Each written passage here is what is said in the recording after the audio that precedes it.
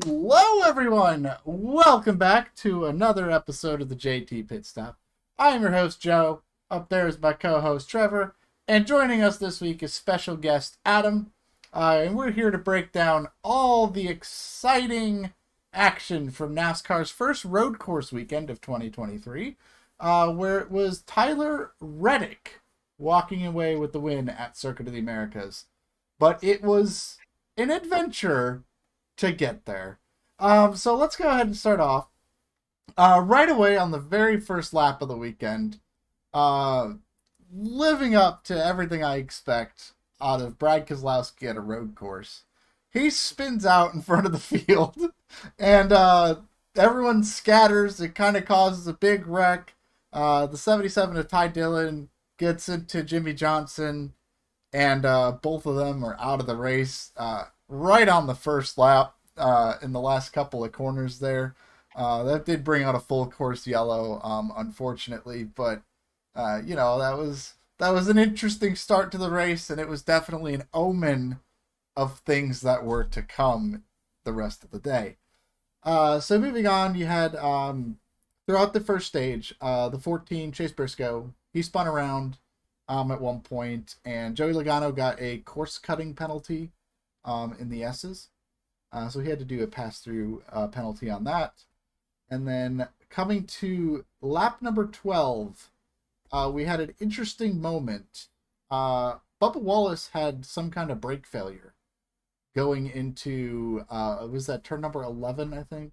That heavy braking one? Please correct me, Adam. Is that 11? I actually don't 12? know the turns Okay. of Coda. I think it's 12. I think it's 12. Turn 12. So he has a brake issue, misses the corner, just completely pile drives into Kyle Larson. And then they're trying to get back to pit road, and the 23 is going real slow, and Larson is just way out to the outside. It tries to come across the track, I guess, to make pit entry, and comes across Denny Hamlin, gets spun out, and that brings out the second yellow of the day. It was pretty interesting, just the way all that unfolded, from the brake issue and then having the caution to clean up all the fluid on the racetrack to Kyle Larson just making a mistake. Like, I don't know why he was so far out and then coming across the track. It was really, really interesting. And then on the restart, Brad Keselowski and Ryan Blaney both kind of spun out there. And Tyler Reddick, no, William Byron won stage one. So, what'd you guys think of stage number one? In- interesting is definitely a word. Yeah. Brad Keselowski spinning. I remember at Watkins Glen he spun out. So that's nothing new for him on road courses. No, I basically messaged you. Good thing there's more ovals than road courses. See you next week. Well, I think back to, I believe it was the 2021 season, where it was like the first year where we added like all these road courses, and Brad Keselowski spun out in every single one of them at least once. That was a fun time. That was a fun time, an absolute fun time. Trevor, what did you think of stage one of Circuit of the Americas? I thought that lap one sucked because Jimmy Johnson got taken out, and I was pissed. And then I thought that the whole Bubba Wallace incident was kind of crazy. Don't understand what was really going on there, because I didn't see anywhere in the broadcast where they said it was brake failure. It just looked like he missed his braking point. Like, I mean, I don't know. I thought the interview afterwards was actually quite interesting and worth a topic of talking about. I don't know if it's on the agenda or not, but yeah, we could talk about that. I thought that interview was kind of, I'm gonna take Adam's word of interesting, but I'm gonna put interestingly rude. Like, if I was Denny Hamlin or Michael Jordan or one of those guys that like was fighting to keep Bubba Wallace going on my team, right? I mean, he's Yeah. won a couple of races, but uh, Kurt Busch outran him. Now Tyler Reddick is outrunning him. You know, I mean, like he's not to me living up to the expectations of what you would put with the same guys in the same car. And then you want to go out there and be like, oh, uh, I messed up. I was making rookie moves 2 weeks in a row. I just need to be replaced. You know, like Yeah. trying not to put these self doubts on myself. And right there it was like boo hoo. I already started thinking like boo hoo, and then like making rookie mistakes. I just need to be replaced, and then like walks off. Yeah. Like, dude, just declined the interview to begin with. Like, why even come on if you're gonna be like that? To me, it was just a rude interaction. Yeah. But Kyle Larson, I don't understand that either. But My take on the Bubba thing is I understand his frustration. Um, I think he does need to give better interviews, but I do like how he took um, responsibility for his mistake and said, "Hey, maybe you guys need to find a new driver." I know he didn't mean it, Yeah. but he did say it. I chalk it up to frustration, to be Yeah. honest. He he he isn't off to the best start of 2023. I did just look at the point standings, and he's 21st before the adjustment that we will talk about later on in the show. Um, so he has better expectations for himself. He feels the pressure. He needs to make the playoffs in his mind and in a lot of other people's mind to prove himself that he belongs in the Cup Series. So I don't think he actually means anything he said. I chalk it up to like pure frustration. Well, and I also feel like it was like he gets out of the car, like they haven't even been able to diagnose exactly what happened. I mean, if you look at the replay, like it definitely looks like he missed the braking point, but there's an entire just trail of fluid behind the car going into that corner, which is what the caution was for, because he was leaking fluids and oil and all this other crap all over the racetrack. Um, and he gets out of the car and he's not really sure what's going on. I mean, he goes into the corner and he can't stop, so he's not sure. Did I miss the corner? Did I do this? He hasn't had a chance to talk with the team to be like, oh, there was an issue with the brakes. And he gets out of the car frustrated because like you said, this is 2 weeks in a row. He spun out at Atlanta and then had this brake issue this week, and they shove the microphone in his face and be like, hey, what do you think of that? And he's just, I don't know, I'm frustrated. Like I feel like almost every driver, like when something like that happens, you shove a microphone in their face, they're going to give you an interview of similar taste where I don't know what's going on. Especially, in Bubba Wallace's position, he's in a spot where he has high expectations. He knows he needs to perform. He needs to make the playoffs this year. And he carries that pressure, and I don't really necessarily think he's the best at handling pressure. And it's definitely something that he needs to work on. But that's just Yeah, my thoughts. as a side note, it is a known fact that he struggles with depression and Yeah, stuff like that, and he does see psychologists and stuff. So um, I hope he can get whatever figured out and stuff because for sure. overall he's a cool dude, and Yeah, we all love to see him in the sport. for sure. So moving on, stage two was rather uneventful. It went green all the way. New rule in place at the road courses this year. We saw it into effect, where at the end of the stages they don't throw the cautions. So we rolled right from stage one, right into stage two, and then that eventually rolled us right into the final stage. Tyler yeah, because Reddick. the start was the finish of the end of Yeah, stage one. Yes, I did find that interesting how yeah, I thought was so cool. they It's like, all right, when you restart, that is where you're gonna finish. yeah, Like, you better get the restart of a lifetime because your points depend Yeah. If you're in the top 10 of how you restart. And I was like, dude, this is gonna be epic. And then like, it's just a restart. Yeah. Well, yeah, you can't lane change before the start finish line. However, on the lane choice, Ty Gibbs actually gave up stage points by going back to row 6. He was in the top 10, Yeah. and because of the choose, he chose what lane he wanted to, and he forgone the stage point or points that he could have gotten. Yeah. So I find that a little interesting. That is pretty funny. Yeah, Denny Hamlin thought that he was coming in to pit and was just like out there saving tires because he thought that he was about to get the stage end caution and was like, all right, I'm gonna go out there and save my car, and then was like, oh shit, wait, there's no caution here for the stage break, like Yeah. just forgetting about the new rule. I thought Yeah. that was hilarious. Yeah, that was pretty funny, but it was kind of cool that we kind of got to see that in full effect. Like I said, Tyler Reddick won stage 2. Stage 2 was pretty much entirely green. I thought it was fun. I thought stage 2 was pretty fun to watch. What did you guys think of stage number 2?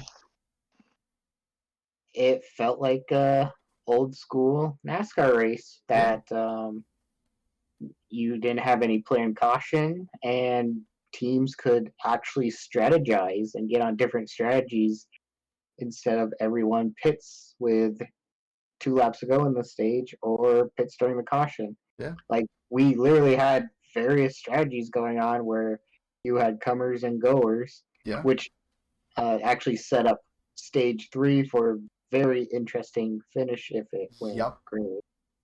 But it did not, as you will get to. Yep, we're on our way to that. So, moving from stage 2, the race was still green. It was still pretty spread out, and we get a handful of laps into stage number 2, and NASCAR says there's too much dirt on the track, and and throws the caution. So, it's one of those things where like we're not getting the pre-planned cautions, but we got NASCAR just looking for an excuse to throw cautions once again, like they used to, with the debris cautions and stuff like that. So they threw a caution for dirt on the racetrack. Debris. Yeah, debris. So wasn't there a debris caution that didn't get like shown the debris? I don't think so. Point? I don't remember that. I don't think so. I think it was. Well, I don't think they necessarily showed the debris, but they definitely showed cars driving around with messed up tires, dropping debris on the track. So yeah, no, I think it might have been Xfinity. Yeah, I remember one. They were like, "Oh, we got a debris caution," cut right off to. I was like, again? Yeah. Flashback. I don't know. I don't know. It was one of these. We'll get to it. So shortly after the restart from the dirt caution, Kyle Larson had some issues with the toe link on the car. So he had to make an emergency pit stop and lost 2 laps. And then the race was shaping up to be very interesting. You had Tyler Reddick and William Byron, and they were just like going side by side. Everybody was like not sure on the fuel mileage. You had Daniel Suarez that was coming up through the field, good on fuel. He's passing Ross Chastain, and Alex Bowman was up there. And it was like shaping up to be like really interesting. Like who's going to have the pace? Who's going to have the fuel mileage? And it was playing out like all these scenarios, like all these different guys had a chance to win here. And then Brad Keselowski breaks an axle and has to come to a stop on the racetrack, unable to continue the race, and brings out a caution. So how about instead of asking us, since it's your favorite driver, how does it make you feel? I was like, you know what? Yay. Because now he's just done. We don't have to watch the misery anymore. But also, if he was still in the race with the restarts that would have happened, it would have been interesting to see if maybe he could have made up a few spots with the restarts. But, if he was not breaking an axle, there would never have been a caution in the first place. He wasn't really running that great at all today. He was outside the top 20 most of the day, which was uh, expected, but also frustrating with how good the season has been for the 6 teams. So I'm sure they've got this one marked on the calendars. Like, we're just gonna ignore this race and just move on to Richmond. So that's what I've got going on. So on the caution for that, or on the pit stops for that caution, Ross Chastain had an issue with the front tire, so he had a slow stop and had to go all the way to the back of the field, which was fun because everybody crashed in turn one on the restart, including the one who decided to just stop on the track and wait for the caution and then got going again. Ridiculous. Yeah.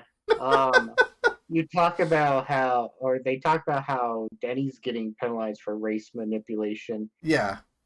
That's race manipulation. What Ross Yeah. did. Oh yeah. You stop, and then as soon as the caution comes out, oh, now we can go.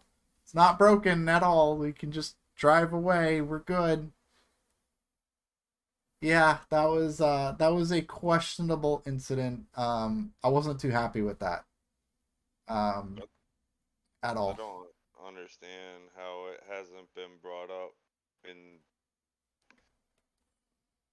NASCAR, saying that they're gonna penalize him. Like, I mean, SMT data, dude, it's got to show that Yeah. something was fucked up.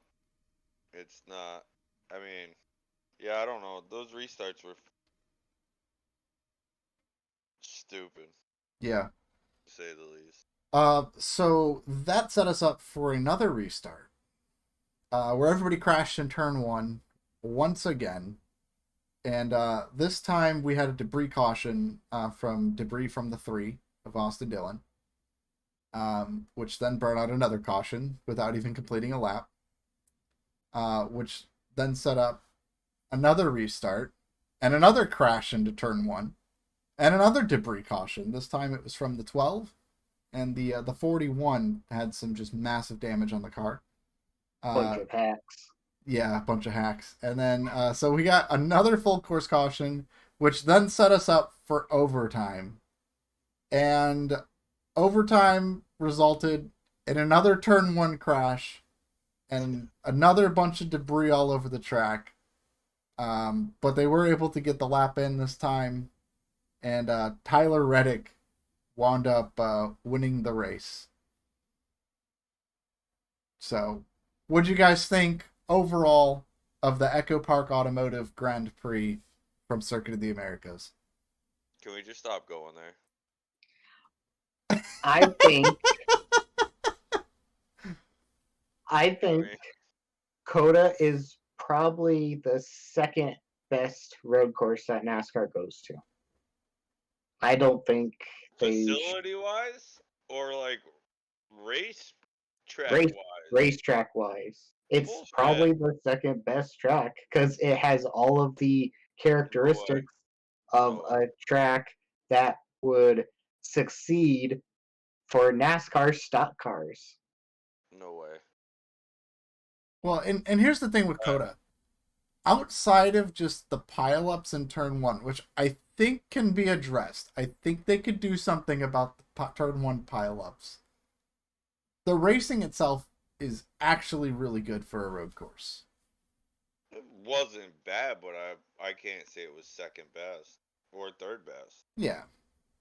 Or maybe even fourth best. I mean, because of I the have my Chicago own game. frustrations with the track from the sim side of things. I don't like it. I mean, But, I mean, in terms of watching the racing on the racetrack, I find it very interesting and engaging. it was interesting because it was our first time that we had the no caution stages. Yes. That's what made it interesting. Other than that, I honestly didn't like the overall race of Coda in the Cup Series because it was a typical road course race. Once they got single file, it was pretty single file for most of the race. They got Yeah. strung out. At one point, I seen 3 cars go by, a huge gap, 5 cars go by, a huge gap. another couple, cars go by.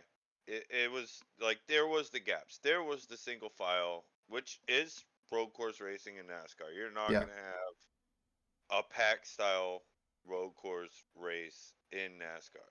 The one thing I don't like about Coda is how, besides the S's, you can cut whatever the hell you want out of the track. Yeah.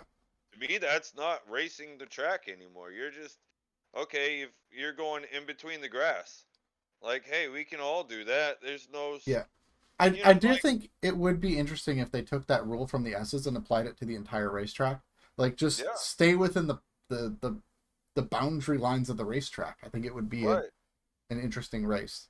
It would have changed. It would have changed. I think it's turn 10 or whatever before you go up over the hill and go down into the first heavy braking zone Yeah. after turn 1. Okay, like they were just sitting there, and where the dirt caution came from because they can't go out there and dirt track on the road course. Like Yeah. the whole dirt section was because they were sitting there cutting. They should have never had that caution, and it Yeah. changed a whole slew of events because NASCAR's just letting them cut there and then letting them cut back. I mean, if you want to make the track interesting, then make it where they can't cut like that, like Formula One does. It's a Formula One track, which it's cool that we race there. I guess I don't know. I'm not a big fan of it, but it's just. Dude, Watkins Glen is better.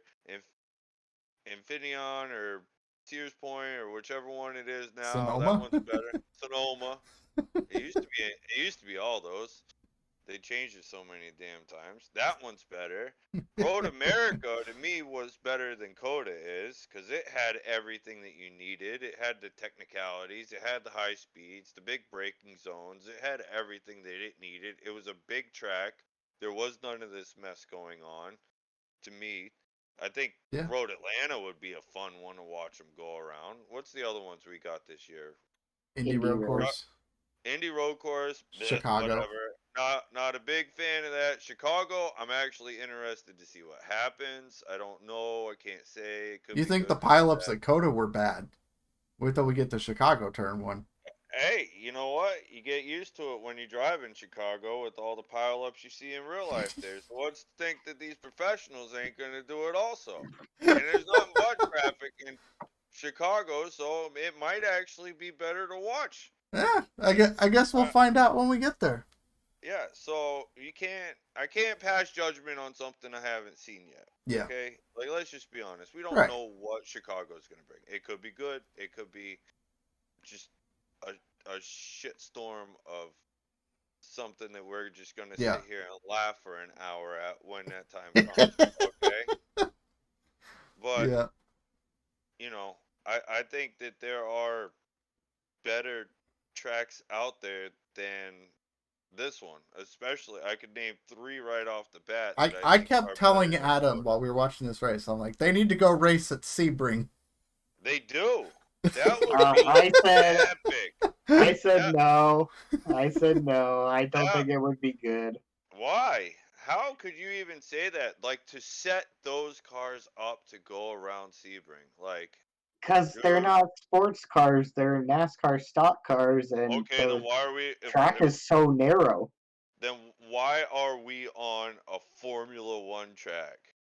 The If Formula we One track is set up good for stock cars because there's multiple heavy braking zones, which is what you need for NASCAR road courses for But passing. so does Sebring. No. Yeah, but it's narrow. It's narrow. Road America is narrow.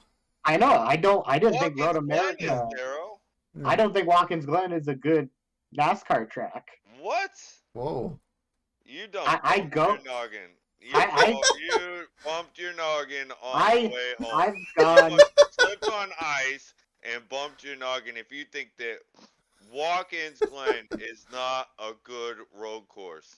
Okay, where do you pass someone at Watkins Glen? You got 2 opportunities. Uh-huh. Into Where do the. you pass someone at Sebring? I don't know. I don't know the track that well. All right, you got Literally the every corner. hairpin. You got all right. Let's put it 1, 3, 5, Seven. 6, Seven. or 7, hairpin, right? Yep. 7, 10, 13, 17. Coming out of 16, you can get a good run and Yeah. pass them. Dude, there is tons of room. And it's not just. I think that it would be more fun, and this isn't the biased opinion of me loving Sebring. Like, I mean, we love, We we love love, Sebring. okay? But I mean, to know how that track is, and to know how most of these other ones are, there's more passing that could be happening at Sebring than Coda. Okay, Yeah. because Coda, what you got 1, you got 12 or whatever it is, and then you got 1, 11, 12, and then the stadium section, and then you there's can do not a one of lot the of left. passes that can happen in the stadiums section.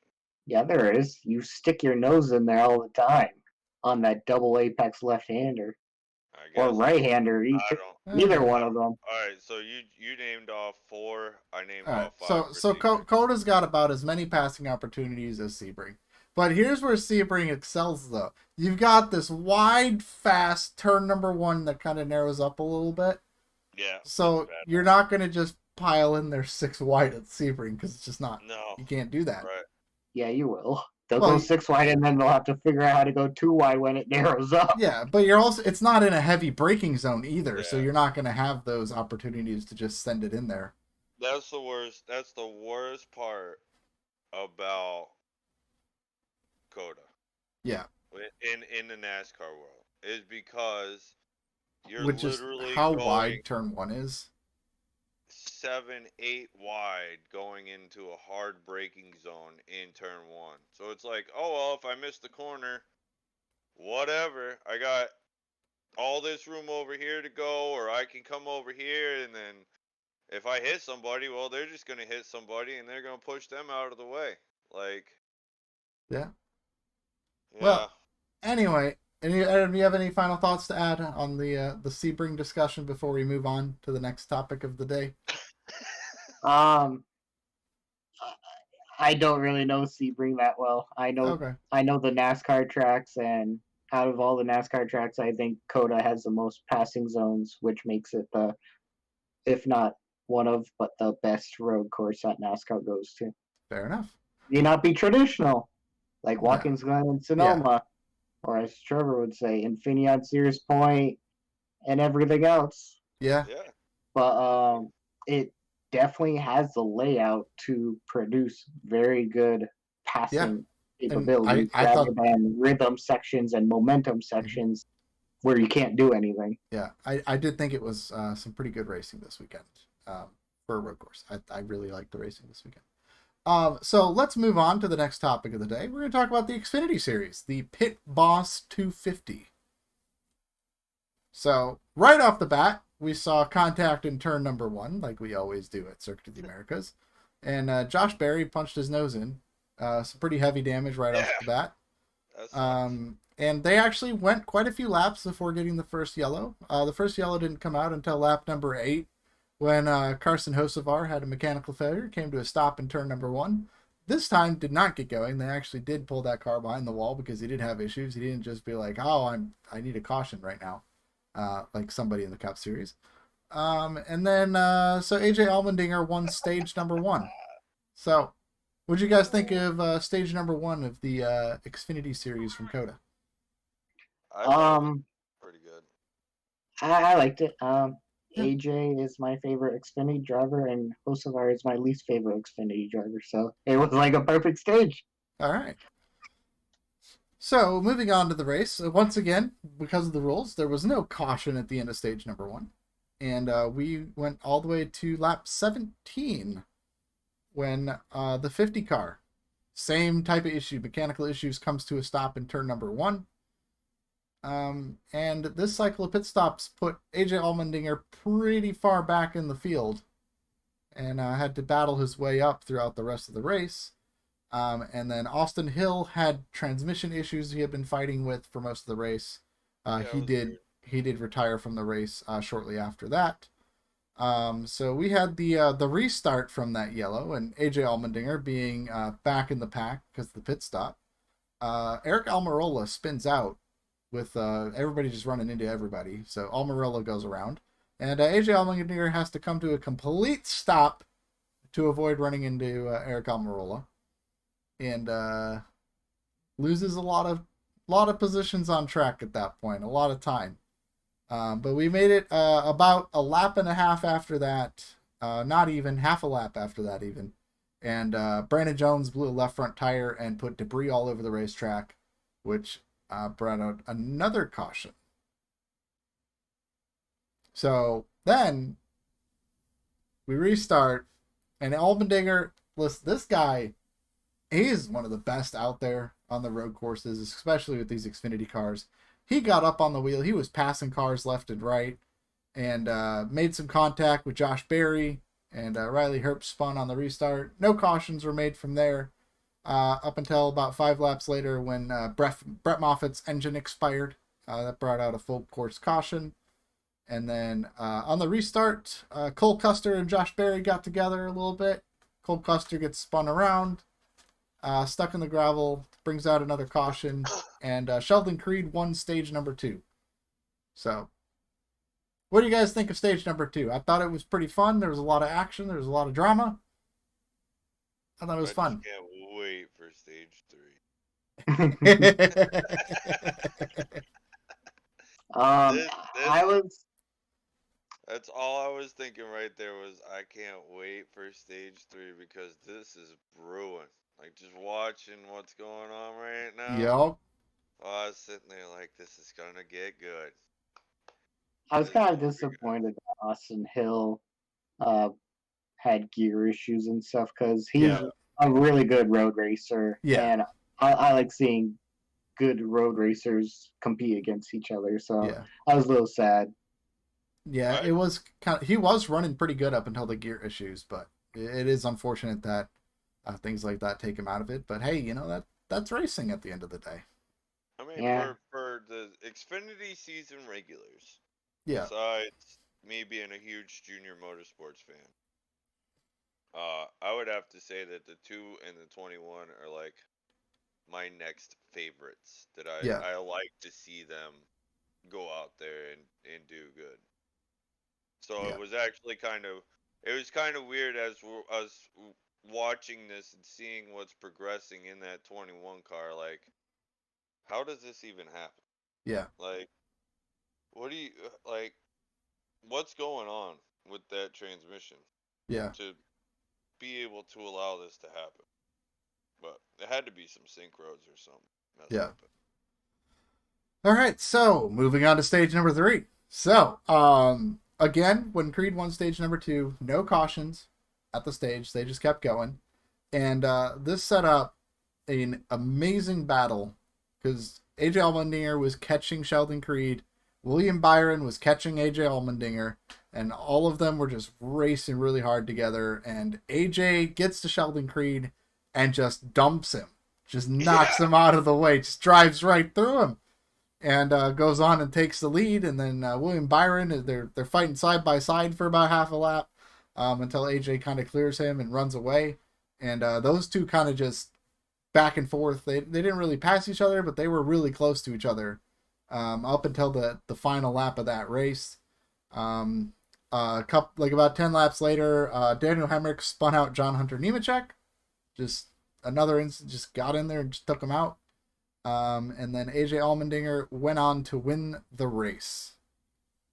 That was stage 3 was awesome. I love that stage. It was, in terms of just actual, we didn't have those cautions, we didn't have those restarts, we didn't have the wrecks. It was just the 2 best cars out there and the 2 best drivers out there just duking it out for a race win. And it was so much fun to watch. So I want to hear your guys' thoughts. What did you guys think of stage 3 and the Xfinity Series Pit Boss 250 overall? I wish AJ didn't turn Creed. Yeah. I know it wasn't intentional, but you know for certain that if he was put in that same situation, he would be absolute raging on his radio. Oh, 'Cause I listen to him and he's a rageaholic. Yes. He really he gets into it. Yeah. But I wish that was a clean pass because Sheldon deserved that, and I know AJ didn't mean it, but Yeah. whatever. But the end actually had me on my toes of who was Yeah. actually going to win because Byron was actually closing in on AJ at the end until he got a little close in the S's and lost the nose or lost where he was on the track and overdrove one, which once you mess up one S, it kills the rest of the S's. Oh, yeah. Of the momentum and rhythm it takes to get through it fast. So I kind of wanted to see, even though I love AJ, I kind of wanted to see that finish, but he finished like 1.2 seconds behind AJ. So, as a side note, who knew in the beginning of the season, Denny Hamlin's podcast, he said William Byron is going to show us things here, and I know. In the Cup and Xfinity race this weekend, he was either first or second most of the time. He is the hottest guy in the sport right now. Oh, yeah. Yeah, I could agree with that. Trevor, what did you think of the Xfinity race? I mean, I thought it was good. I was pissed to see AJ just run right through the two like that, but I mean, he didn't just get to him and then run through him. Like there's a couple laps there where AJ tried and then he finally just got pissed, went through him. But, you know, I'm just not a fan of this track, so it wasn't like a super exciting weekend per se, but nice to see AJ come back through the field, win the race. He's the greatest Xfinity road course racer that I think could probably go down in history as being the greatest Xfinity level road course racer. Yeah. Speaking of AJ, I don't think we actually talked about this, but do you think that maybe the fact that he couldn't talk to his crew members on Sunday was a reason why he wasn't really a factor in the overall race? Oh, of course. Or I think that car just did not have the speed this year to be able to compete with Tyler Reddick and William Byron on the road course, or even you could put in that same sentence as Kyle Busch. Like Kyle Busch wasn't super fast, but he was pretty fast this weekend. I think it played a little factor for sure, but at the same time, the Cup Series is not the same Cup Series as it was 10 years ago. There are so many amazing road course drivers out there where Xfinity, someone like AJ can come in and dominate, right? Who's used to the car. But in Cup, I could name 10, like probably the 10 drivers who would most likely finish top 10 should it go green all the way and there isn't any chaos. You're going to put me on the spot? I guess so. If you can name 10 drivers, name them. All right, first is Reddick. Are we counting Chase Elliott now? Or I mean, he's a Cup Series regular, Okay, so you got Reddick, Elliott, Byron, Suarez, Chastain, Larson. That's 6, and then Bell. you stop and think. I have to think of who I said and who I haven't. Bell is a very good road racer. Yeah, that's 7. Kyle Busch. Okay. The other ones I actually have to look at a roster, but I mean 8. I kind of named 8 right off the bat. And then you can put AJ in on number 9. Would you not put Truex on that list? Joey Logano? I really really. aren't the best road racers right now. Truex was really good in the Gen 6, but Yeah. I haven't seen anything from him in the next gen car, to be Okay. honest. Fair enough. I haven't really seen anything out of him in the next gen car. Period. Yeah. It doesn't matter if it's a road course or not. Like, Well, he won the Clash. So. oh, okay. I Oh, take okay. my statement. No, Yeah. I don't. Okay. No. Anyway, a side note coming out of the Xfinity race, the Dash for Cash returns this year. That first race will be at Richmond this coming week. And Sammy Smith, Justin Allgaier, Daniel Hemrick, and Sam Mayer are your 4 drivers that qualified for the first round of the Xfinity Dash for Cash. Huh. What do you guys think of that matchup going into Richmond?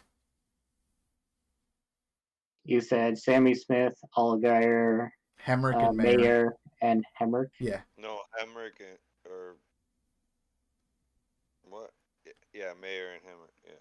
I think it's going to be between Smith and Allgaier.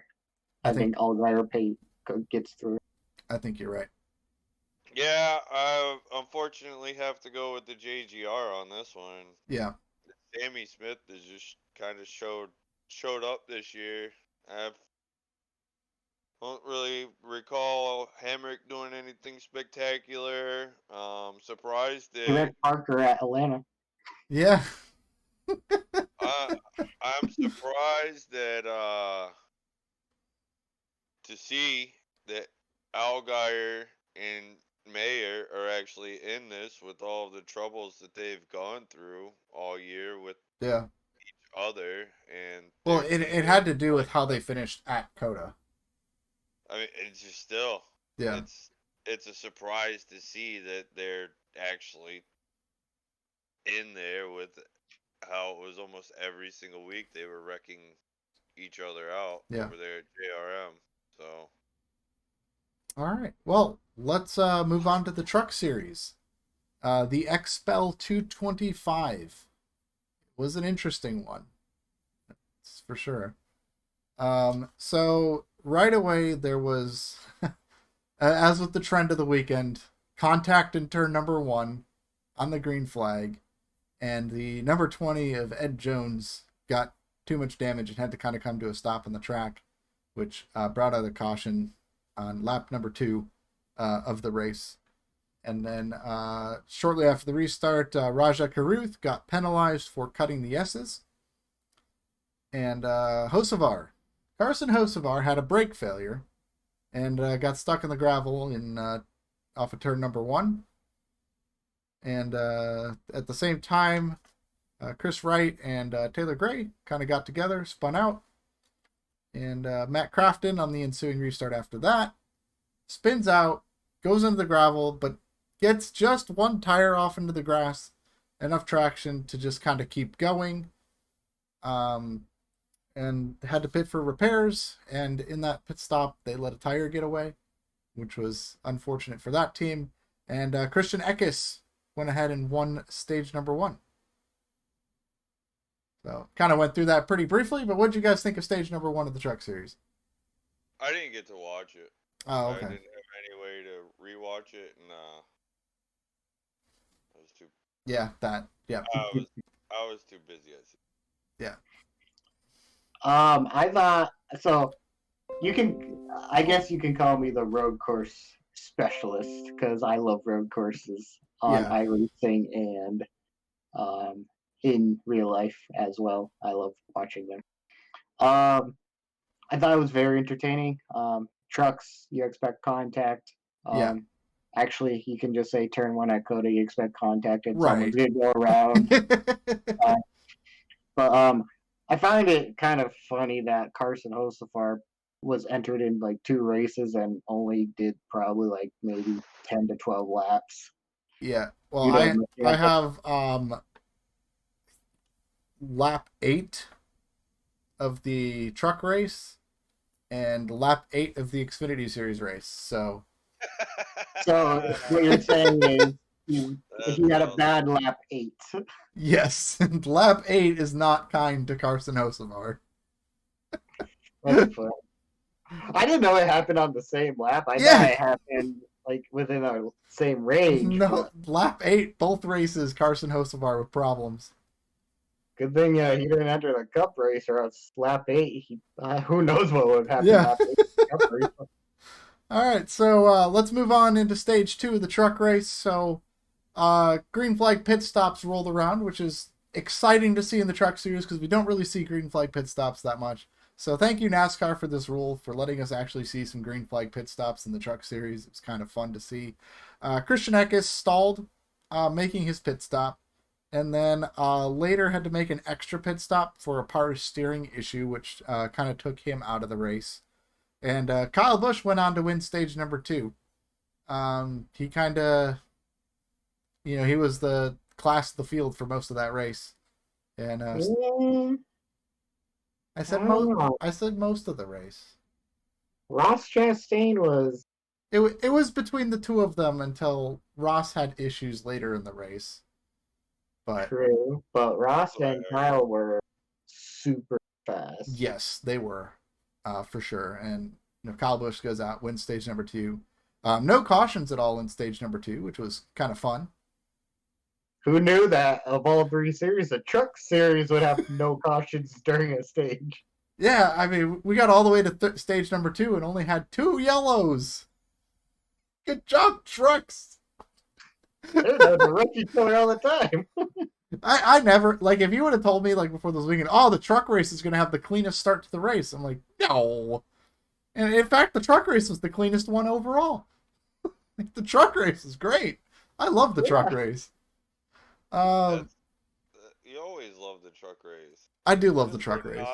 what is there not to? No, but I mean, like, I feel like NASCAR fans as a whole always love the trucks more than any other series that races on any given track, any given week. It's because the races are short and they're action packed. In the trucks. Yeah, mean, like, and they're I trucks. don't. Yeah. I don't know. I mean, you're not gonna get the same. Uh, I don't think you would get the same atmosphere with an Xfinity car having Yeah. the same amount of laps to get it done. Yeah. Like they. Yeah, there's something about the truck series. It's kind of hit like a sweet spot where like most of the races are like really good, but then there's some of them that are just like, oh god, guys, what are you doing? Please stop doing that. What are you doing? And then those are like my 2 moods when I watch the truck series. Is like, Right. oh man, that was a fantastic race, and I'm just like, what are you idiots doing? And those are Yeah. like the only 2 moods when I watch the truck series. Yeah, I know when other Trevor, my friend Trevor, my other friend Trevor, and I How went. many times you gonna say Trevor? I don't know I what the I don't call know, Trevor. I don't know, Trevor. Anyway, when we went to Martinsville in the weekend that Bowman wrecked Hamlin, we went to the truck race and they would not stop wrecking. Yeah. It was hilarious, but I was so bored. That's what I'm talking about with that's what I'm talking about though, is like you either get those races where they're just running into each other and you got cautions every 3 laps, or you get some just fantastic racing. And there seems to be no in between with the truck series, which is just awesome. You either get them where they're running into each other and it's some good racing, or they're running into each other and it's some boring caution lap. Yes, exactly. But no matter what, the trucks run into each other. Oh yeah, for sure. So moving into stage number 3, we got our third and final yellow of the day. When Parker Kligerman had some electrical issues, had to come to a stop. No surprise. Yeah. So on the restart, the 22 got spun around. A lap later, the 4 got spun around. And as we closed in on the end of the race, it was Zane Smith winning the race. But what was really interesting is Ben Rhodes had an axle drive shaft. I don't know what it was. Something broke on that car coming around the final corner and left a big old chunk of debris on the track. So unfortunately, even though the top 5 to 10 trucks crossed the line and took a checkered flag, NASCAR did have to end the race under yellow just because of the big piece of debris on the track. So it kind of froze the field from that point forward in terms of the running order. I did think it was kind of cool. Some fun facts. So this is Zane Smith that went back to back at COTA. He won last year. But also, more interestingly, the 38 truck is the only one to win a Truck Series race at COTA, because Todd Gilliland won that race in the debut, also in the 38 truck. Okay. So I just thought that was is some a fun fact. some fun I facts. I actually knew that. I figured you knew that. I was sharing it for Trevor because I didn't think he knew that. But No, I did. I know. yeah. So anyway, that was a fun fact. So the action didn't stop there. At the end of the race, Zane Smith burned him down. He did the craziest burnout I have ever seen. It was cool. It was a great burnout, and he set the mud flaps on fire. Yeah. So apparently, we need to figure something out with those mud flaps because they're very flammable. Maybe now we'll never put those stupid mud flaps back on the vehicle. Maybe we'll see. I did listen. So he did come on Sirius after, and he said it did no damage to the truck. Oh, that's good. That's good. But yeah, Adam, what do you think of the stage 3 and the overall feel of the XPEL 225 truck series? I'm going to bring up something that you didn't bring up, is the fact why Zane Smith won. It's because Kyle Busch was staying out because he yeah, I forgot about that. The caution with Kligerman came out when Kyle Busch had not made a pit stop yet. Yes. So he had to drive back through the field. I totally forgot to put that on my notes, but yes, that is what happened. And which I find interesting because who was his crew chief? I forgot his name, but his crew chief, and he punched something, and I think he swore when the caution came out because he wanted Kyle Busch to pit a lap or two prior. Yeah. But Kyle Busch wanted tires. He wanted the freshest tires. Yeah. So driver overruled crew chief, which is his but it team. was also owner. It was driver owner. Yeah. So what's really gonna happen if you go, well, I'm driving, I'm not coming down pit road, and I own the team. So Denny what Hamlin are they gonna do? Fire me? I didn't pit when you told me to. What am I gonna do? Fire myself? Right. Denny on his podcast said, "Man, Kyle can do it. He's talented because he can be owner, driver, and crew chief at the same time." Yeah.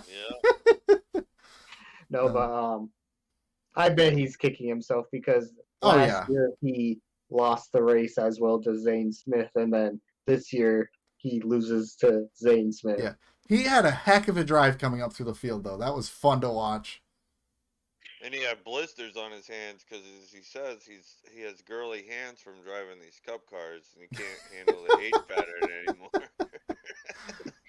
But yeah, what'd you think of the truck race? I honestly, in my opinion, I thought this truck race was the best overall race of the weekend.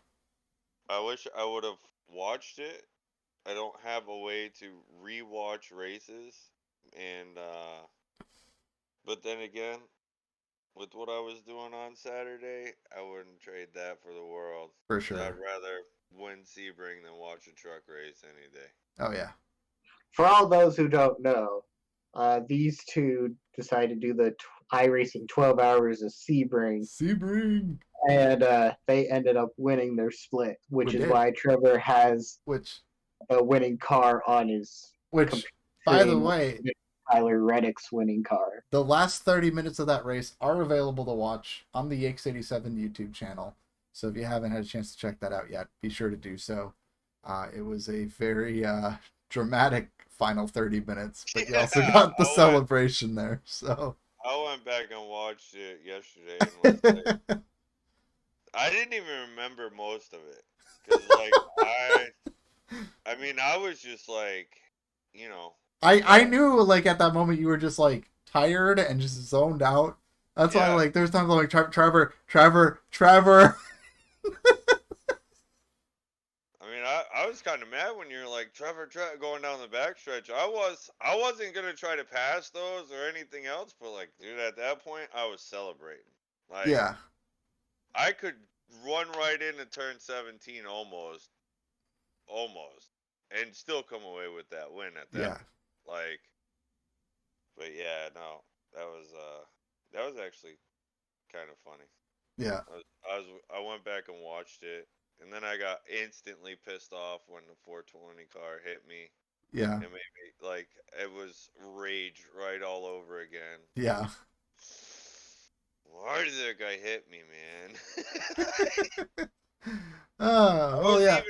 I mean, I was even there in the break-in, like before we even turned in. I yeah, was there. It wasn't like when it first happened, and I was kind of trying to get out of the grass. I was like, "Damn, did I dive bomb him?" yeah. Like, was that? It was definitely a risky move. Yeah, but I mean, I didn't dive bomb him. I No, was there before we got to the 1.5 marker. it was a risky move either way.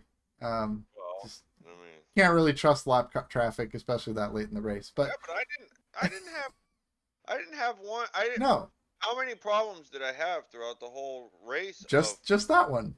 yeah, I Just mean that, that's just that one. But yeah. anyway, be sure to check that out. Yix87 on YouTube. We got the 12 hours of Sebring video. Be sure to check that out. But let's move on to news for the week because we got a little bit of news to talk about this week. Before we Um, get on news, do you want to talk a couple of topics on overall Coda? Like, I know Trevor was talking about restarts. I I've, got a good solution. that's what I was actually moving to next. So Uh, that is I didn't know that was gonna be a news story. So well, I put it as news, but let's talk about it. Let's just okay, let's go with the flow, and if there's something else you want to add, we can go there. Okay. okay. So this is the first week back with the smaller restart zone. If you remember at the beginning of the season, NASCAR had extended the restart zone by 15% on both the front and back of the restart zone all the way through Atlanta. After Atlanta, they decided not to do that anymore.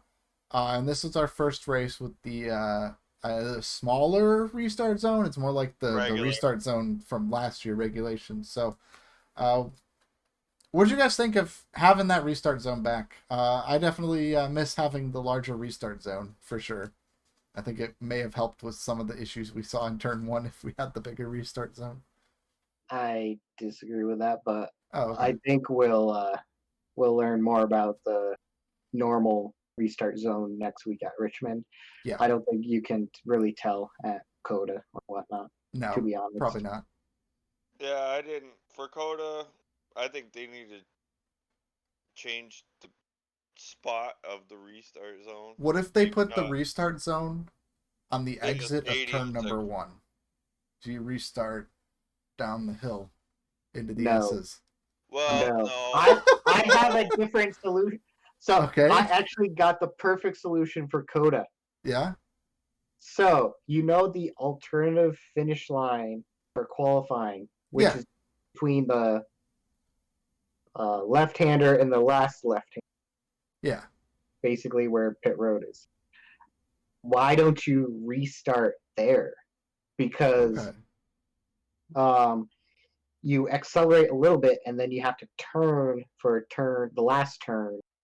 And then when you get out of the turn, everyone's going to naturally spread out. And then turn one won't be a problem because they're going to be more spread out I think because they that's a got great make idea. corner. I And gotta then you think, oh, what happens if they pile into turn 20? I think 20 is Yeah. the last turn.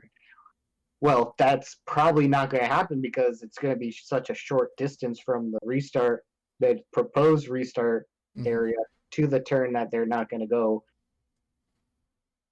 7 wide and have a heavy braking. So they probably won't have that opportunity to wreck each other into that Right. corner. I think that would be the perfect solution That's better than for my idea. like Coda. And then in terms of Indy, like maybe restart.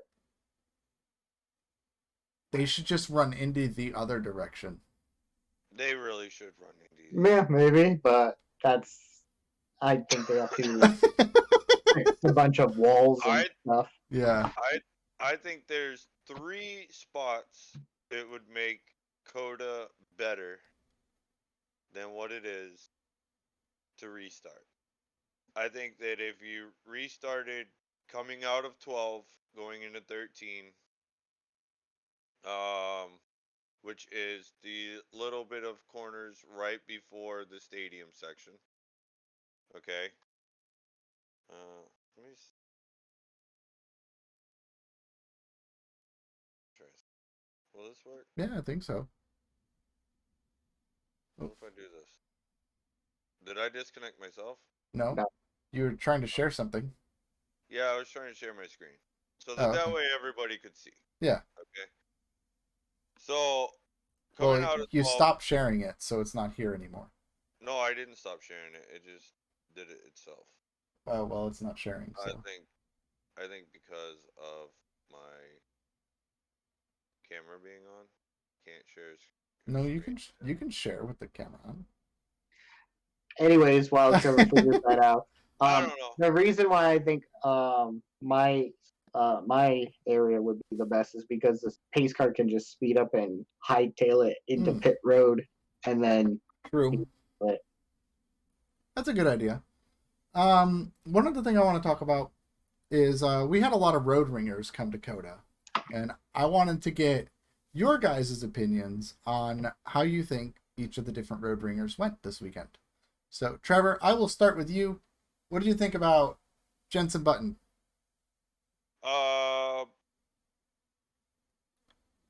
What did he do? I mean, he finished the highest. Yeah. Yeah. But look, I mean, I mean, you expect that though. Jensen Button, he's a Formula One champion, right? And I think even Kimi Räikkönen finished above Jordan Taylor, if I'm not mistaken. No? No. Okay, so Jordan and then Kimi, and then, I mean, makes sense, but I think Jordan Taylor didn't expect to come in and get. I didn't think that he thought NASCAR drove as hard as they did. And I actually seen one with Jensen Button where he was like, dude, I am literally impressed a lot with how these NASCAR drivers get everything out of this car and how physical they are with their car, and just like he did not expect that coming from an open wheel world. But I mean, I didn't see any of them make like super huge mistakes or do something that was like, oh, why did we let this guy come race with us, or anything of that nature, right? I mean, like, there was no regrets, there was nothing else. And I think I've seen something with Steve Letarte. I think he has a podcast now or something, where he said, if you guys actually think that these guys that don't run these cars every week and are going to come in here for a road course ringer and win, like Jordan Taylor, then you guys are just slapping every single one of these NASCAR guys right in the face, and it's probably not going to happen because they know their car. They run it 38 weeks out of the year, and these guys aren't just going to jump in here in one race and win the race. Like, I wanted Jordan Taylor to win. I felt like after watching qualifying and practice, he had a very good shot at winning, but come race time, I just don't think he was, or any road course ringer is going to get up on the wheel like these guys are going to be able to get up on the wheel because they know the way that their car is. Adam, what do you think of the road ringers? I can probably talk for about 5 to 10 minutes on this because I absolutely love seeing the road ringers in. Even Connor Daly in the 50 car? Yeah, I love seeing him. Too bad the car can't handle it. But... Yeah. I wish he would get a better car because it's just like, oh, Connor Daly's there. That he's there. He started the race. And Yeah. that was all he did.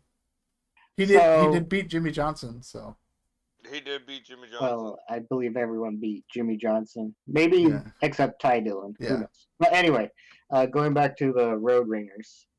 I'll start with Jensen Button. Okay. Uh, he didn't have a working cool suit, so Ooh. I did hear about that, yeah. he actually said in an interview afterwards that he almost pulled in and quit the race, Yeah. but instead he came down twice and they put like ice on him while he sat there and stuff. Like what Trevor said, he didn't expect how physical everyone was on the racetrack and Yeah. stuff like that. But overall, he ended up coming out on top of the Road Yep. Ringers, which good for him. Not the driver I wanted to be up top, Yeah. but I'm based off from what he was saying. I hope he comes back and does another road race. I hope all of them come back Yeah. at some. But that Jensen did the best. I think he finished 19th, 17th, I think 18th, so, 19th. yeah. The next one I want to bring up is Kimi Räikkönen, Yes. his second NASCAR start. Mm-hmm. I saw on Twitter, I don't know if I sent it to you, but according to Twitter, one of his, I didn't see it on Twitter, I don't have a Twitter, but I saw it through, I think, someone sharing it to me. Kimi on the radio said, "These guys are effing idiots." Yeah. And That doesn't the surprise father me. said, "Yeah, welcome to NASCAR." Yeah. Um, for that, I think he did really well. I loved how he restarted the race. I think fourth Yeah. near the end, but they used him up. Like, Oh yeah. to be honest, overall, I think they used every road ringer up because why wouldn't you? Like, you're not going to see them again. Especially on those final restarts, it just felt like those guys were kind of just being shoved aside. Yeah, And which is a real shame because they are world class drivers and yeah. they deserve respect, but they come in here and be like, "Oh yeah, is this how it is?" And I don't know. I hope Kimmy comes back, but I think after this experience, he's gonna second guess coming back. Like, I think this race put on a really bad show for road ringers to get into the sport because who would want to waste their time getting wrecked and getting Yeah. pushed out of the way? If there was respect on the track, I think you would have seen more Yeah. drivers drive. But I think this race left a bad taste in their mouths of do Yeah. we really want to race in NASCAR and stuff? Yeah. Unfortunately, I think you're entirely right on that because I think if that race had played out without those cautions and the wrecks and the restarts at the end, I think those guys would have had a much better time with the race. They would have finished better and just had a lot more enjoyment. But when you get down to the end of it and you're just piling into turn 1, 5 and 6 wide and just using other cars to turn your car, and those guys are just kind of getting used up and they're trying to be courteous and respectful and that's not getting returned to them. I can definitely see how that can be very, very frustrating. Yeah. And last driver, Jordan Taylor.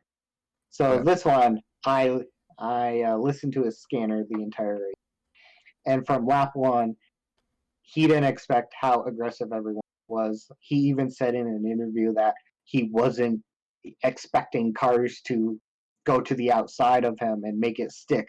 Like he said in Yeah. sports racing, they're not that aggressive. They just wait for the next corner.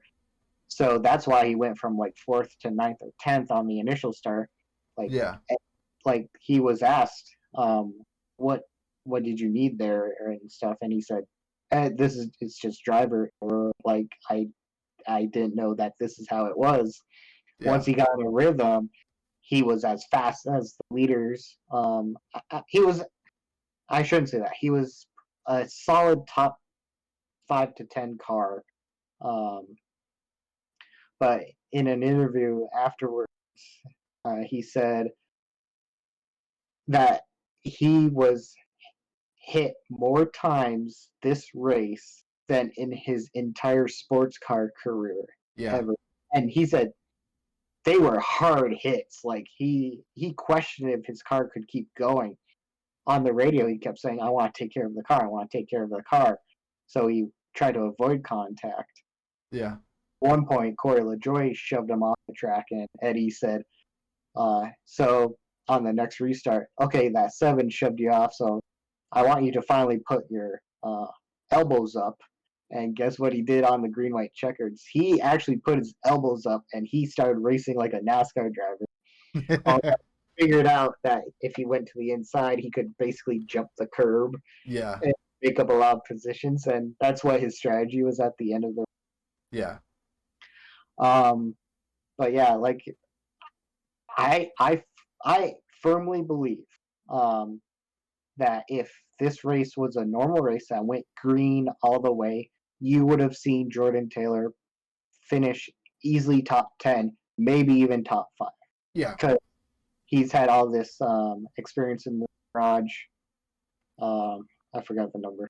Garage 56. Garage 56. 56? Okay. Garage 56 car, which isn't exactly a NASCAR car, but he's had so many laps in that car.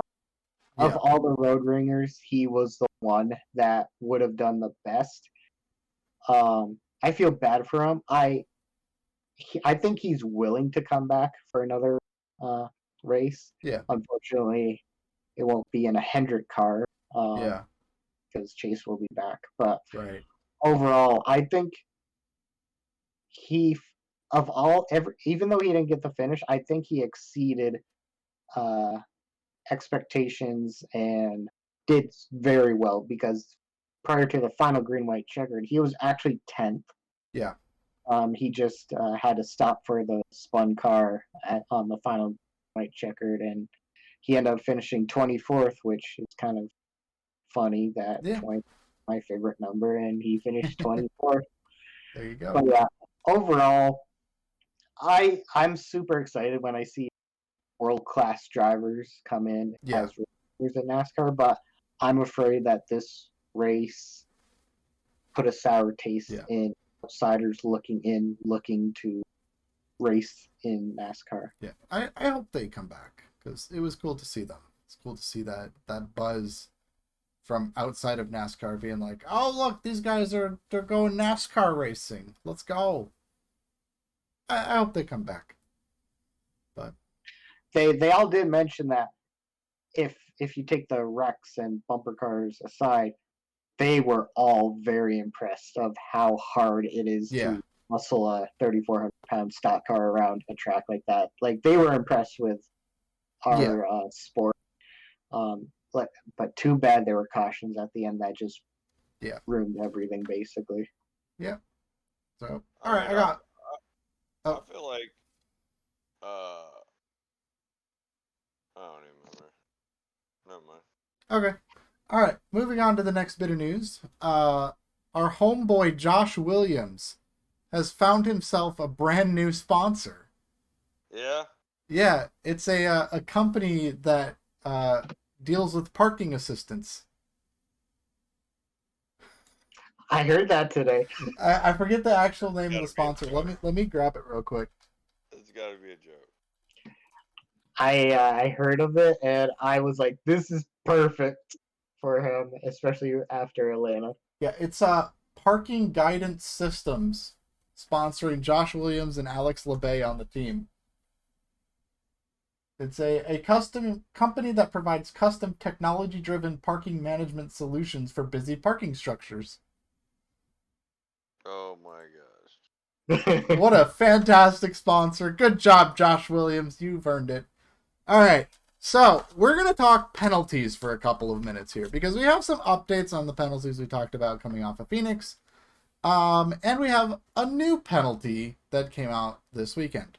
So let's start off with the new penalty. So at the end of the race, Daniel Suarez was really heated by Alex Bowman and Ross Chastain just bumping into him at the end of the race. In fact, I'm pretty sure Ross Chastain shoved Bowman into Suarez and not got him all heated. So On the cooldown lap after the checker, and there is an onboard video of this, he is just zipping in and out of traffic trying to find the 1 in the 48, and he gets to them right as they're entering pit road, shoves the 1 out of the way, goes up and hits the 48 as they're driving past a NASCAR official, and Yeah. then proceeds to get out of the car and yell at both of them.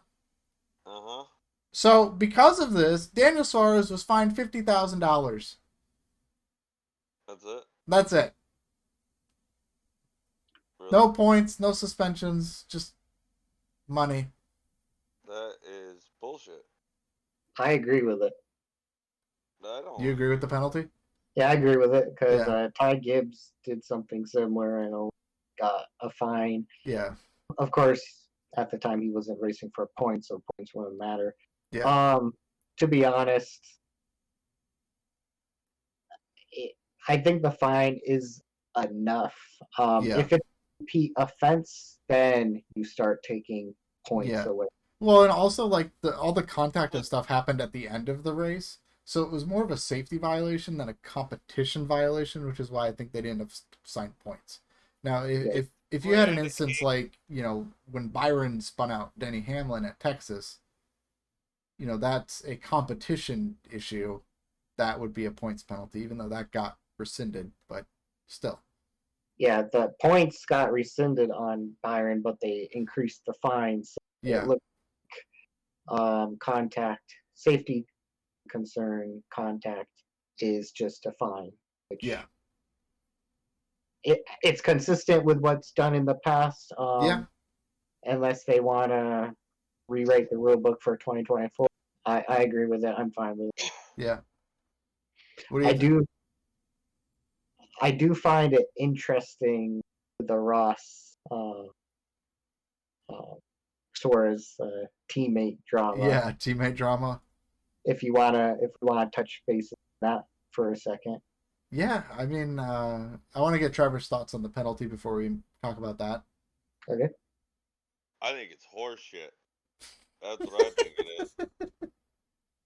50 grand, that's it.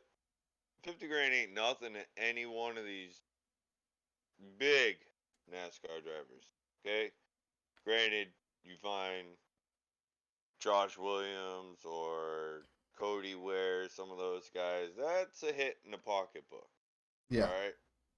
Daniel Suarez, Ross Chastain, Annie Hendrick, JGR, 2311, any of those guys. It's nothing. It's literally nothing. But it's 50,000? Okay, here you go. Guess what? It's not deterring me away from doing it again. It was probably $50,000 and a private phone call saying, "Do not do that ever again." Yeah, and well, what if I do? I don't think he wants to figure out. I don't think he wants to find out. Well, I don't see it being enough. Okay? Because all right, you want to talk about this whole it didn't affect the outcome of the race or anything else. Hell, fucking Hendrick Motorsports, they got fined 100 points and the car never even hit the track. We'll get to that because but I mean, now let's before we get to all that. Yeah. Okay, let's just what just happened a couple of weeks ago. Yeah. They got fined 100 points each, and their car didn't hit the track. Different rule violation, though. Completely different rule violation. Look, to me, all right, and I work in a factory. Okay, like I'm a factory worker, and I cold-heartedly believe in safety and everything else. And when you have a fucking racetrack with cars out there and drivers using their cars as weapons, all right, I don't care if it's on pit road at 50 miles an hour or if it's in turn 3 at Texas and Kyle Busch is wrecking out Ron Hornaday. All right, like it's the same thing to me. You're putting people's lives in danger at the same time, no matter which way you go about it. To me, this penalty is not enough for the action that took place. It's just not. He booted his teammate out of the way, which I think is hilarious, dude. It's comical in a way because it's Ross Chastain, and realistically, nobody really likes Ross Chastain these days. And it would have been even funnier if he pushed him and Ross would have went right into the tire barrier, which I thought was going to happen when I watched it. I thought it was Mm, going to be hilarious to just see him boot him right into the tire where the barrels or whatever is right there at pit lane. yeah. Thought it was gonna be funny, and then he goes up and he hits Alex Bowman for an entertainment purpose. Dude, it's great job, way to go, Daniel. Like entertainment purposes. But when I see people walking down pit road, okay, that's when I draw the line. Yeah. You don't know what's gonna happen. All right, like we've seen faults on brakes during the race. You, I mean, you never know what's gonna happen. Your throttle gets hung up for some reason. Like Alex Bowman has all unstrapped, and you're up there hitting his car. We know that Yeah. there's safety problems going along with these cars. 2 people had to be out for concussions One last of year. them being Alex Bowman. Right. Like, I mean, it's just to me suspended for a race. I mean, that's putting it mildly to Yeah. me. And that's just the way I am. And I don't care if it was Chase Elliott doing it or anybody else. Like that is the one thing you you just don't, to me, you don't do. Yeah. All right. So, Adam, you wanted to talk about the fact that Suarez and Chastain are teammates going at it? Yeah. First of all, this was very much like Harvick and Bowman last year at Indy Road Course, where Harvick intentionally wrecked Bowman, and then later on, Bowman's like, "Hey, I didn't get into you. Someone else got into me," and Harvick's like, "Darn, I wrecked the wrong person." Yeah. This is a similar case where you said that Ross got into Bowman, which got into Suarez. Yeah. However, if you look at it, Briscoe got Oh, into Chastain, got oh, into okay. Bowman, who got into. So he got mad at the 2 guys that weren't even at fault. Never ran after Briscoe. Yes, so Briscoe got out from it scot clean, basically. However, that being said, Daniel got out of his car and confronted Bowman, and Bowman's like, "Hey, I got hit by Ross." I'm pretty sure, So yeah, like Bowman was like, you gotta go talk to your teammate, bud. yeah, so he goes to Ross, and Ross comes over, and there was video after the race where Yeah. you could hear Ross say, "Oh, get off your high horse" or something, and I'm Yeah. like, "Whoa." Yeah. I think it would have been better if Ross said, "Hey, Briscoe was shoving me." Yeah. Daniel could figure out who was at fault. But there was a soundbite by Ross Chastain that you can either read into or he slipped up or something, and I can read it to you. Yeah. What do you say? He said, "Daniel's mad at me for being 2 rows back. He's always mad at me. No, I shouldn't say that. He's not always mad at me, but he's mad at me for a restart." Did Ross Chastain just publicly admit that they've had run-ins in the past? Like, is there a feud going on in Trackhouse where we didn't know that maybe Maybe. Daniel is like other drivers and doesn't like Ross Chastain? It's Because possible. why would Ross say something like that? Like, so this, I know Justin Marks is probably gonna squash this down, but Oh, for sure. I'm thinking, maybe true colors are being shown. Like maybe Yeah. there is some not liking each other in this team. I found that very interesting. Yeah. Trevor, what do you think about that?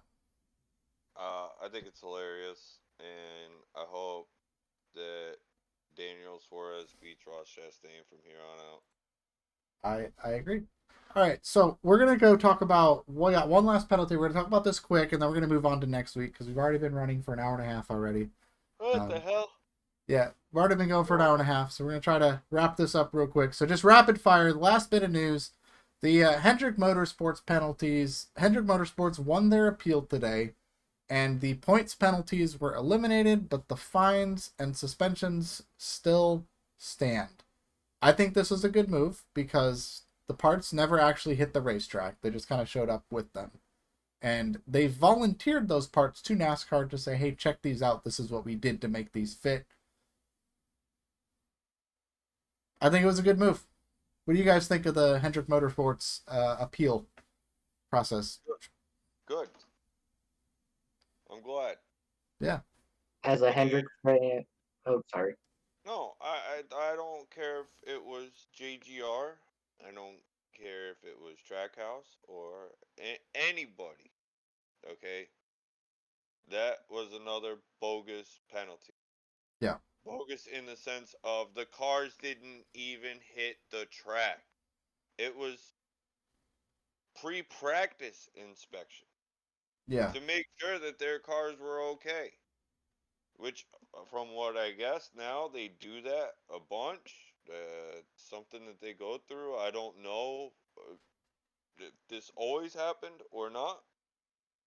But, I mean, how are you going to penalize somebody for bringing something to the racetrack and they don't even, I mean, even if it was wrong, it didn't Yeah. hit the track. It was caught before. I mean, and from what I heard, this has nothing to do with the whole Garage 56 thing that Hendrick Motorsports is fully involved in, because the engine package is different, the louvers on those are different. And then that same weekend, they take other Chevy louvers from another Chevy camping, go out there and still dominate. So it wasn't a big disadvantage to put someone else's on there or not. They still were fast anyway. I just it's I don't feel as though that they should be hit as hard as they were when it wasn't it was a pre-race or Right. pre-weekend, not even race, but pre-weekend inspection, not a post-practice, It wasn't post-qualifying, even like that. It was a or volunteer post-race. inspection. Right. That's it too. Like it was, they were just, hey, make sure my car is okay before we go out there and we do this, which is what I mean. Like I never heard of them volunteering, any team ever volunteering to go do an inspection before the weekend starts. So, Yeah. but I guess now with this new car and having all these single source things, a lot of teams are like, hey, check over my car and make sure it's okay, because obviously they're seeing some parts come from these single sources that aren't exactly the same. Yeah. Adam, what are your thoughts? So I disagree with Trevor on Okay. one thing. My philosophy is if you show up to the race with something, you intend to race it. Yeah. So I disagree that even it actually did hit the track. They were allowed to practice with those, Oh, okay. and then before qualifying, they took them away. So I don't think so. Ultimately, when you look at what the result of the appeal was, they kept the fine and the crew chief suspensions. From what I see, Hendrick did modify a single source part, which is breaking the rules. Yeah. That is against the rules. So the penalty still stands. However, they just took the points away, which is huge. Like Hendrick will take Yeah. that all day, every day, which is kind of. As a side note, I've seen a lot of comments saying, "Oh, Hendrick paid them off to get that." Why didn't they do that with the Brad Keselowski team last year? Gosh. I will say that finding it pre-race versus post-race does Yeah. make a little bit of a difference for the Brad thing. But I do believe that if you show up to a race with something, you do intend to race it. Yeah. That being said, the case, from what I understand, of course, it will be a couple days before we maybe hear what the appeal panel If at all. decided on, if at all, like why they decided to rule in a certain way. But the facts are the fact that they reduced it means that yes, Hendrick broke a rule, but there was like miscommunication or there was no communication where maybe Hendrick should have gone to NASCAR and been like, "Hey, we need to fix this," and then NASCAR approves it. They didn't Yeah. do that. Right. But at the same time, I think NASCAR is going to look at their suppliers and be like, "Hey, get this fixed because you're getting us in trouble. You're Right. putting us in a bad eye and bad uh, bad light in the public eye." Yeah. Um, so because the appeals panel just rescinded our penalty. Like if you see their statement, they're upset. NASCAR is Yeah. up. NASCAR is very upset. So So I don't I think this feel is like over yet. yeah, they can't appeal. Yeah. Hendrick can appeal again if they want. They won't because they got what they wanted. Yeah. Uh, but I find it interesting what's Yeah, going to they have one happen. more race until they get their crew chiefs back, right? It's Richmond and then everybody comes back. No, one more after Richmond. Oh, okay. But yeah, I feel like so. This says that Hendrick did break a rule, but NASCAR needs some better communication or Yeah. talk to the suppliers and be like, "Hey, fix this so that this isn't a problem." That's how I read into Yeah. the penalty being decreased. Yep. All right. Well, let's move on to let's move on and look ahead to next week. I said that twice, and I don't care. Anyway, let's look on to next week. Three Richmond. times. Yeah, Richmond. 3 times. Richmond. Okay. So, also, fun fact: this is our first split race weekend of the year. Trucks are in Texas, while the Cup cars and Xfinity cars are at Richmond this week. So it should be an interesting weekend. I don't think Poor the truck. truck series. Yeah, I know. Poor truck series. Why are you racing on the worst track ever? But here we are, Richmond. I think it'll be a lot of fun. We're racing that low downforce package again. Maybe it'll rain. Maybe we'll get race in the rain. I don't think it will though. It's supposed to rain on qualifying day. Oh, that'll be interesting. I think we're gonna qualify in the rain. Let's go. I don't think that's a smart idea. I think I'd rather just line up on the metrics than Yeah. try and qualify in the rain. Like that's dumb. Race in the rain, sure, but qualify, no. Let's not do that. Well, we'll find out. But Richmond, I think is going to be a lot better showcase of this lower downforce short track package than Phoenix was for sure. I'm actually really looking forward to it. Richmond is one of my favorite tracks. It hasn't put on the best racing recently, but maybe this will change. Probably not, but we'll see. So let's go ahead and make some picks for Richmond. Trevor, you're awake now? Yeah, I was trying to look up the weather forecast for Oh, okay. 10 days in Richmond. The way you're just like, what? Huh, what? Trevor, who have you got for Richmond?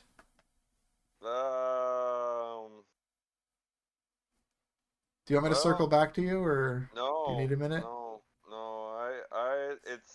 I'm trying to build up the courage to say this name to pick Okay. this driver. Oh, I know who it is. I don't really want to, but I really don't feel as though this year there's going to be someone that could beat him at this racetrack. Okay. Then I'm going to go with Kyle Busch. Okay. That's not who I was expecting. That's a really good pick. Yeah, he's good everywhere he goes. He's got this drive underneath him. He's always been pretty good at Richmond too. He's always been very good at Richmond, and He's been very super good in the spring race, especially. Yes. Right. So yeah, I mean, that's my first pick. All right, Adam, your turn. I always pick. Okay. Your driver, Okay. Fine. so I'll let you go. I will pick. I am going with the guy that won this race last year. Always good at Richmond, local to Richmond. I'm going with Denny Hamlin. Yeah, I know. To get the win this weekend in Richmond. I should have said Danny. But That's who I thought you were gonna say when you said I can't pick. you couldn't speak. I can't. I can't do that. If my grandma ever seen this and I picked Denny Hamlin, I'd be out of the family. How Okay. dare you pick a Toyota driver? No, it's Denny Hamlin. Just Denny Hamlin? Oh yeah, no, it's Denny Hamlin. And my grandma grew up in Virginia, Yeah, in Norfolk, Virginia, which ain't far away from Richmond. yeah. But you do not pick Denny Hamlin or Joey Logano in this family. Okay. No matter how pretty damn sure you are that they're gonna win, those are two drivers you don't pick in the McManus family. All right. No, I couldn't do it. All right. Okay. Adam, who have you got for Richmond? All right. So I was gonna pick Hamlin, but I wanted you to get Hamlin. Okay. Because there's a little joke between us that whoever you pick has a Oh rough yeah, weekend. I always pick And like the curse drivers. yeah, so if Denny gets cursed, then I'm fine with it. But that's why I let you pick him. Oh, okay. So Oh man. Richmond is an abrasive track where tire wear is high, and with low downforce, it's gonna be like the old times of like Gen 6 era and stuff. Yeah. Who excels at that type of racing? Harvick. None other than the old guys. You picked Hamlin. Yeah. I thought Trevor was gonna pick Harvick, to be honest. So I'm gonna, but so if Trevor picked Harvick, I was gonna pick Truex to finally turn his season around. But I'm not gonna pick Truex because Harvick's on the board. Yeah. My pick is Harvick to win this weekend I think because you have a of better shot with Truex than you do with Harvick. Yeah. well, we'll see. Yeah. I'm gonna pick Harvick. All right. I'm just gonna throw that And out there. My dark horse pick for this weekend is William Byron. you want to know my dark horse? Yeah, it's You not wanna really a know- dark horse, but you know. You want to know my dark horse? Yeah, Chris Buescher. that's Oh fair. man, that's not even a dark horse candidate, Joe. My dark horse is a Class A driver. Oh, the guy that's won 2 There you races go. already? Yeah, that's my dark The guy horse. that's pretty much the most dominant season. I'm gonna go with him as being my dark horse. Yeah, fuck it. The other driver, What? I think will have a good run. That is Joe's definition of a dark horse will be Logano. Yeah. Yeah, that's a super dark horse. Yeah. Reigning champion, dark horse. Okay. Oh, your dark horses are the reigning champion and the guy that's won the most races this year. Yeah, I think we need to. need to have a meeting on what the meaning of a dark Fine, you horse. want a real dark horse? A real dark horse. Brad Keselowski's going to win this weekend. He got last year. I know. I think with his past couple of years, he would technically be a dark horse. Yeah. I mean, you would not expect to say that about Brad, but I think he's actually turned into like that whole a dark horse winner could be Brad Keselowski, dude. Yeah. He could win. Yeah. Yeah, I agree. Brad could have a really good run because the RFK cars have been really good this year, and he's had a good season except for road course racing. Yeah. But if you want to talk dark horses with a lot of wins, the only person that actually fits that definition is Alex Bowman. True. Oh yeah, the points leader. That's a real dark horse. Yeah. Yeah. I don't know. All good fun. But yeah, so Trevor, you got Kyle Busch. Adam, you got Kevin Harvick. I got Denny Hamlin. I can't wait to see how it shakes out. Richmond is always a fun time. And we'll be here to recap it when the races are run. So we got Texas and Richmond this weekend. So any final thoughts? Yeah, in full disclosure, if I am here next week for the recap of the race, my state of mind during that time has to be kind of disallowed. Because if Okay. we do it on Wednesday, it'll be my first night in Mexico. So I don't really know exactly how that's gonna go. I will keep Uh, that in mind. yeah, I may just pop in. Hey, that was a great weekend. Here's a drink to you, bye, type of thing.